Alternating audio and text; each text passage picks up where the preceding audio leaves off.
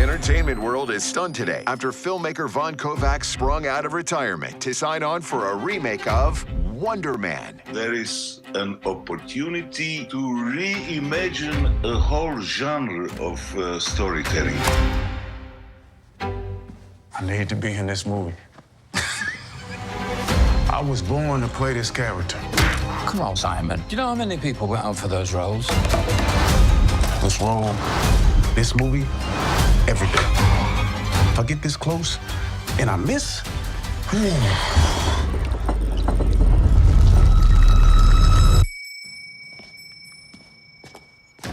I'm gonna need you to sign this to confirm you don't have superpowers. yeah. Welcome back, everyone. It's Charlie. Marvel released a new Wonder Man trailer, so we'll break it all down. There's a couple new clips here and some Easter eggs about how he gets powers and why he gets powers. So if you're brand new to the channel, I will be doing episode videos for the series. Be sure to subscribe to get everything. But the big reminder is that they're dropping all the episodes at once, 8 episodes, all binge drop in January. My assumption is the reason they're doing this is because they're a little afraid, because the series is so meta and so weird, they're not sure if a lot of the hardcore fan base that's going to jump in like right away when they first drop these and watch these are going to dig it as much as they want them to. As you could probably tell, this seems like the most inside baseball series that Marvel has ever done, like Easter eggs about the process and craft of actual filmmaking, so hopefully that doesn't backfire for your hardcore traditional fans. A lot of these new clips are making it seem like it's meant to be a joke on method acting, and the idea is that Simon Williams here becomes the Wonder Man character, like he actually gets powers because he's trying to more fully inhabit the character so that he can play a more convincing version and beat all the other actors that he's competing with for the role of Wonder Man in the in-universe movie that they're actually filming here. You probably recognize Von Kovacs, the famous in-universe director. He's meant to be like a Steven Spielberg type who's been out of Hollywood for a while, and he's come back to reinvigorate the superhero genre by doing something completely different that they've never done before, which is actually dialogue that Kevin Feige himself has said in real life. So a lot of this series is making fun of things that the Marvel people in real life have actually said about superhero movies in general, not just their own Marvel movies, but like all superhero movies.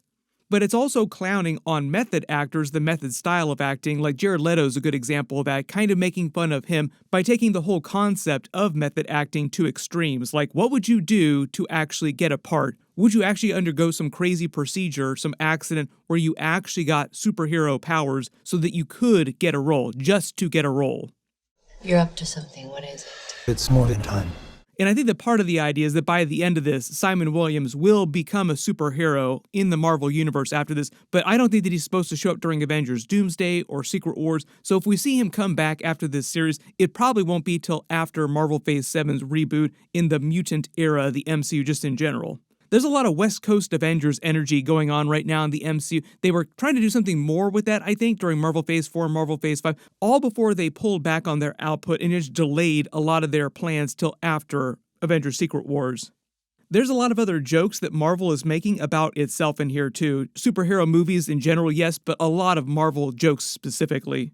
There are a lot of people that it sounded like were confused about the whole concept of being meta in a story. So if you don't know what the term meta actually means in context of movies, TV shows, it's the idea of a creative work, like a movie or a TV show, referring to itself or the conventions of its own genre, being self-referential.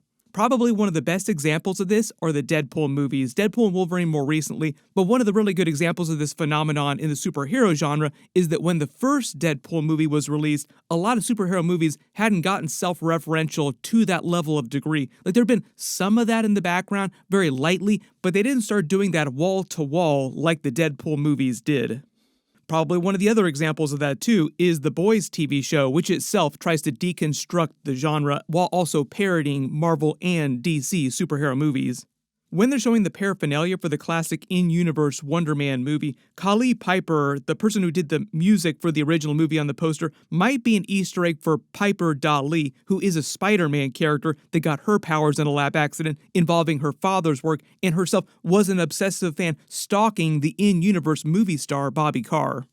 When it actually comes to referencing Spider-Man or including Spider-Man related stuff in a lot of MCU in general, Kevin Feige usually has them pull back, not so much because of their sharing arrangement with Sony, like there's no rules about how much they can reference Spider-Man, there's mostly just rules about how much Spider-Man himself can actually show up on screen in what he shows up in.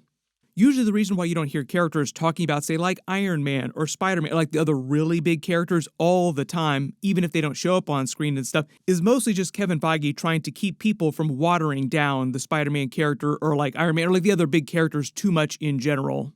If he let him, pretty much every TV show, every movie would constantly reference all those big characters and it would just become way too much.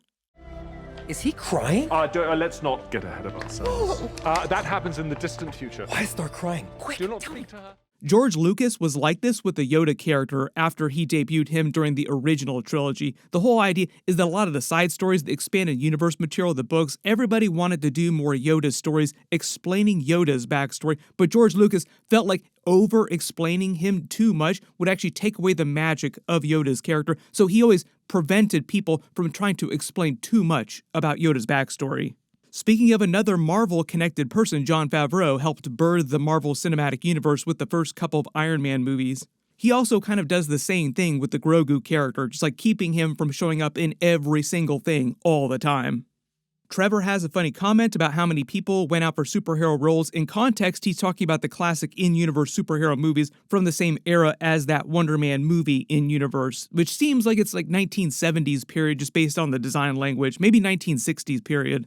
This is mostly the writers calling out the big Marvel boom, big superhero boom during the 2010s when we were at peak Marvel hype era around Avengers Infinity War and Avengers Endgame, where everybody in Hollywood was competing for spots in the movies because all superhero movies were doing so well just in general. Even the mediocre superhero movies could do pretty decent.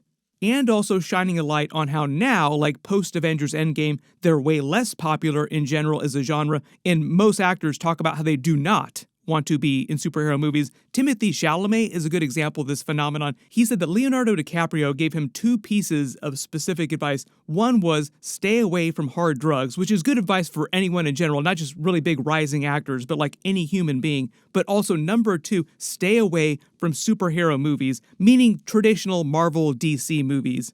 Which actually makes me think that he got that advice from Leonardo DiCaprio after he had grown up just a little bit, because he actually did audition for Spider-Man in Captain America Civil War, but lost out to Tom Holland. So we could be living in an alternate universe where Timothée Chalamet is the MCU Spider-Man. That is how close he wound up getting to the part.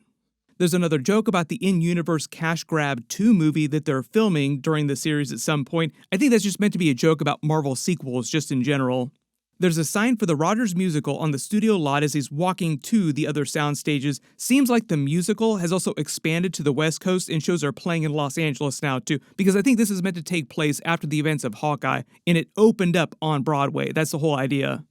Then they actually revealed that he's already got the powers when he's agonizing with Trevor during the same conversation about getting the part. Like, that's all he cares about is getting the part, but he seems to have actual superpowers here in this moment. Like, the drink here trembles, and Trevor even notices, like, what? What is going on there?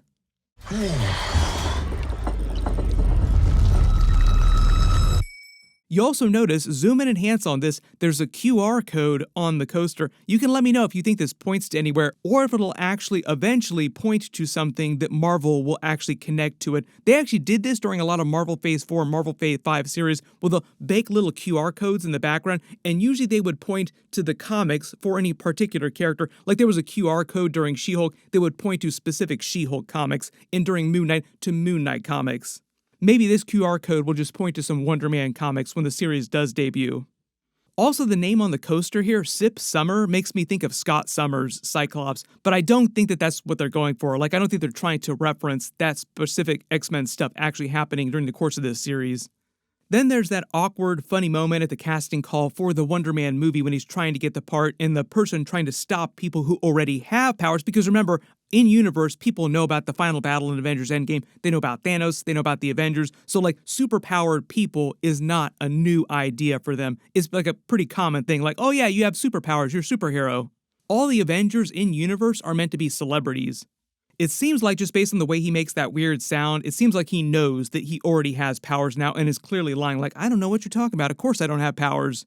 And again, I think it's just meant to be a joke about method acting in the idea that he got the powers in order to more fully inhabit the character of Wonder Man. So metaphorically and literally, he tries to become the character. Also that his performance as the character will be more convincing, and the producers that are actually making this new Wonder Man movie, rebooting the film, big call out on Marvel DC rebooting movies and characters. And he actually gets the powers. So I think the idea is that going forward after this, while still being an actor by day, like he'll still be an actor, but just like Wonder Man in the comics, he will also fight with other superheroes and try to be an actual superhero good person. Part of the idea with the comic book version of the character Simon Williams is that in between his adventures with the Avengers or the West Coast Avengers or other superhero teams, he would just go and do movies and then go back to being a superhero afterwards. I think what Marvel is doing, though, is just seeing how people react to the actual series. So if it does wind up being more popular than they would hope, then they'll bring him back for more stuff. And if it doesn't do well, like if people hate it, then they just won't bring him back. It's kind of the same phenomenon with characters like She-Hulk, for example, like really expensive to do the effects for She-Hulk, like do any Hulk-related types of effects, Mark Ruffalo Hulk, any type of Hulk. So if the character is controversial or like it doesn't help them a lot, like it doesn't bring in a lot of new subscribers, or is it going to help ticket sales or anything like that, then they're not going to rush to do the character again anytime soon. Generally just expect a lot of references to a lot of the in-universe events in the Marvel Universe, like the Snap, Thanos, the final battle in Avengers Endgame, the other Avengers characters, other super villains inside universe. Everything is pretty common to all of them, so everybody knows pretty much everything that you would expect to know as a fan. You just have to imagine like two common people walking down the street on a normal day talking about Thanos in the Chitauri. Like, oh yeah, remember when they tried to invade Earth a couple different times?